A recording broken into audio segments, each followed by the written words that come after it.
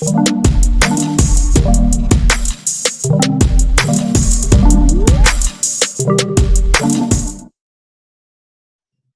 welcome to Third Ed Spotlight, where we bring 21st century best practices to the online classroom. Today, we are shining the spotlight on self-care, especially during a pandemic and other crises. I'm pleased to have as a guest today Dr. Helen Pak-Harvey, who is the founder of Wholistics Health. Hi, Helen, how are you? Good afternoon. I'm doing fine, thank you. Great, great.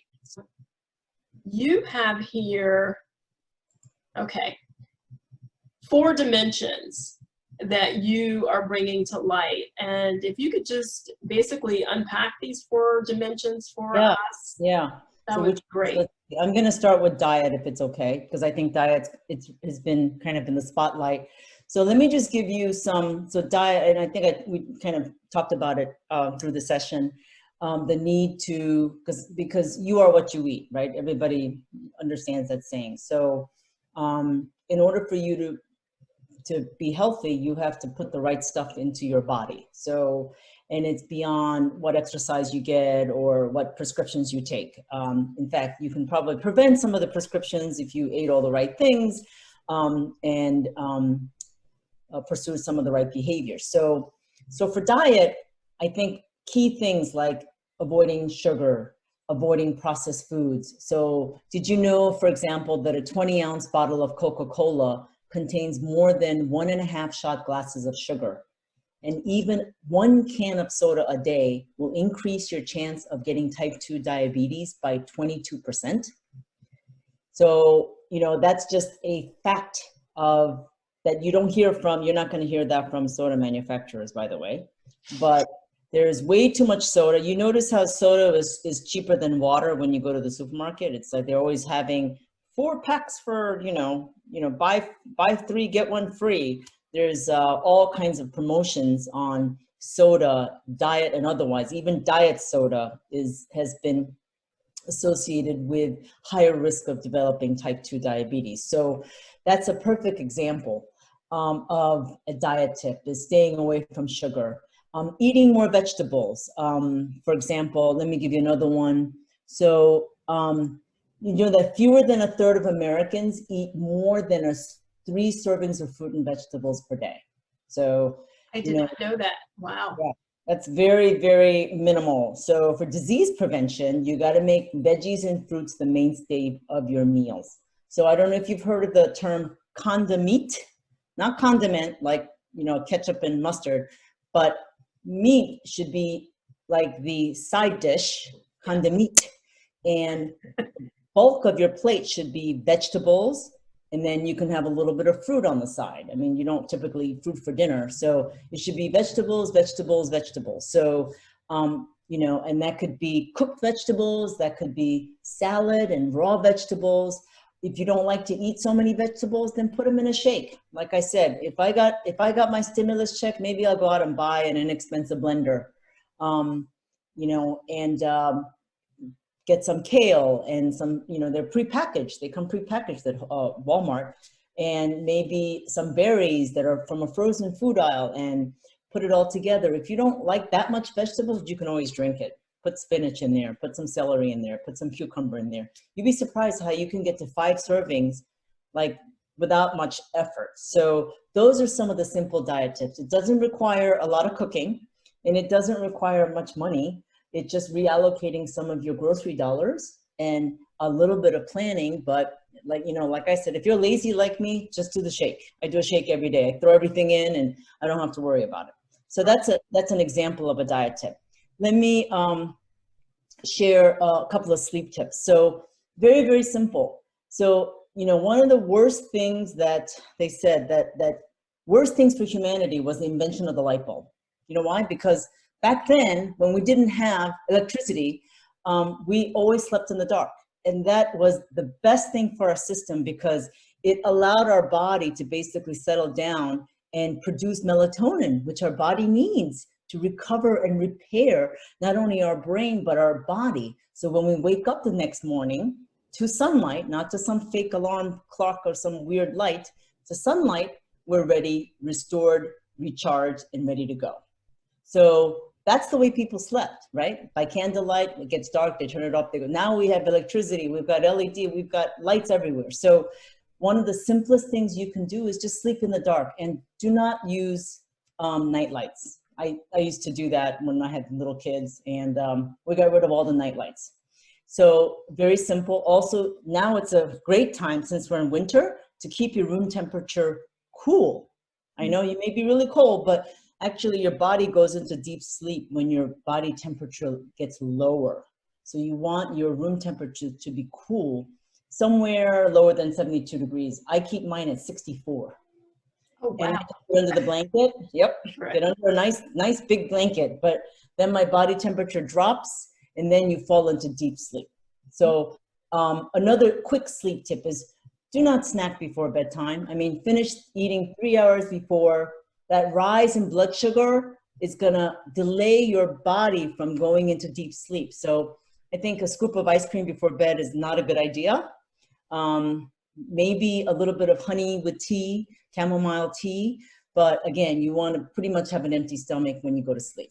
So these are some ideas of some very simple tips that you can pursue. Let me give you some mind tips.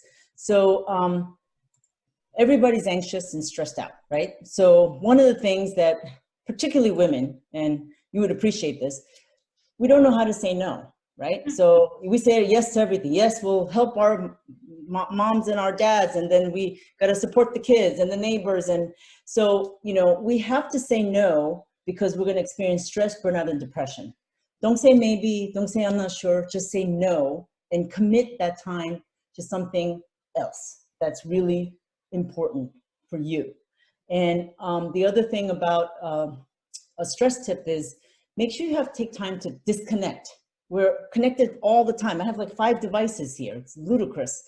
Turn off your phone, turn off your iPad, turn off your TV, and just sit in quiet silence, even if it's for 5 minutes. And don't talk to anybody. And what I consider a tech-free break, I mean, Angela, you and I we do this for a living. So, but we can take 5 minutes of tech-free break a couple of times a day throughout the day to kind of reset our body, so that we're not constantly being driven by technology, and it's like this stress that's kind of pulling us along, which is really not good for kind of your mindfulness and stress management. So that's an example of a mind tip. Another one is, go for a morning walk when you get up.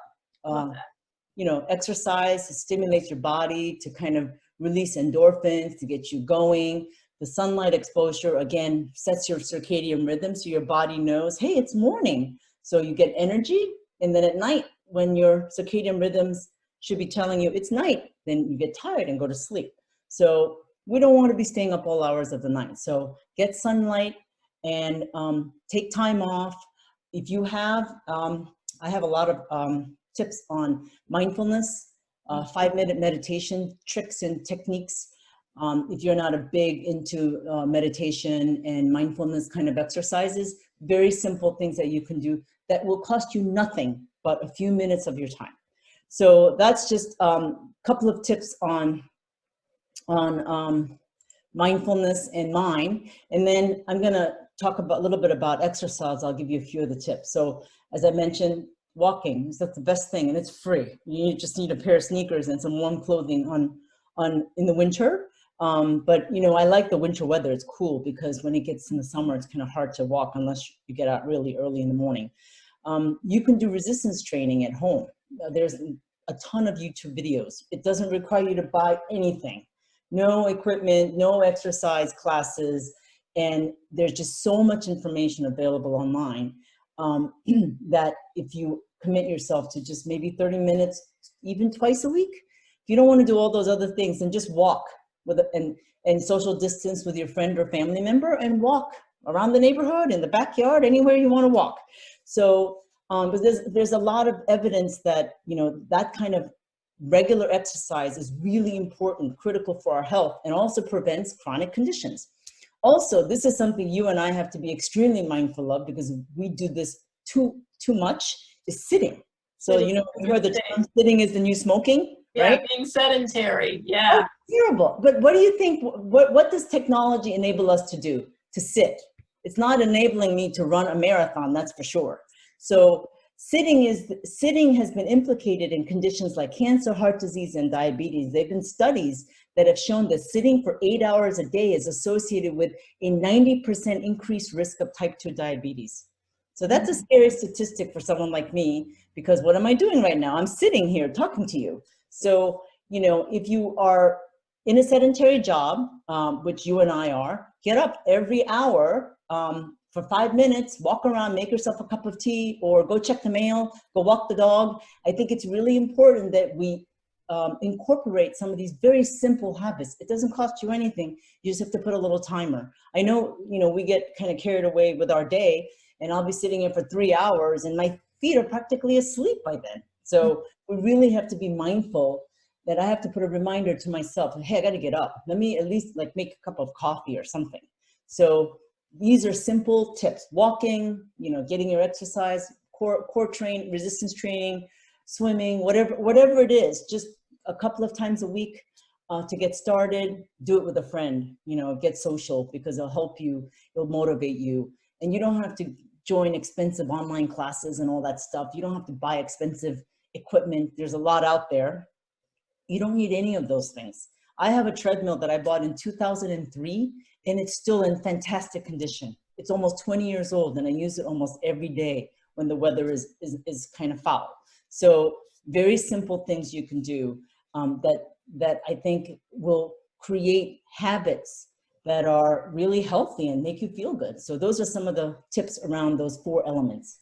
No, these are great, Helen. Thank you for your wisdom around just everyday things we can do. And one thing you mentioned, most, if not all, I'll say maybe diet, but these are all very affordable. I mean, basically most of them cost nothing. You can do them in your home.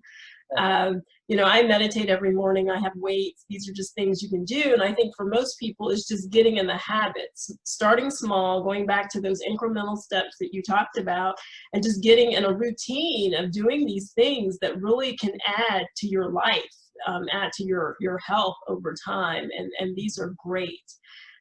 Thank you so much for sharing these. So I hope folks will take heed and start to implement some of these suggestions and these tips in their everyday life.